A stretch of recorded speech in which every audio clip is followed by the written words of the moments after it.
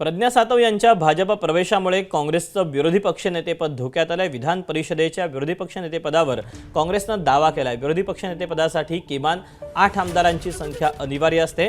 काँग्रेसकडे एका अपक्ष आमदाराच्या पाठिंब्यासह 7 इतकं संख्याबळ आहे। विधानसभेतील विरोधी पक्षनेतेपदावरील काँग्रेसचा दावा यामुळे धोक्यात येतोय।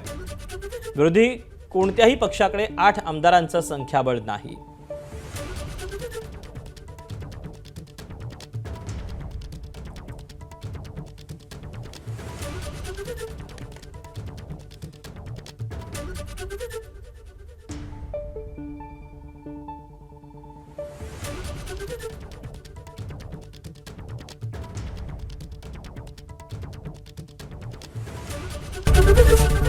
एबीपी माझा, उघडा डोळे बघा नीट।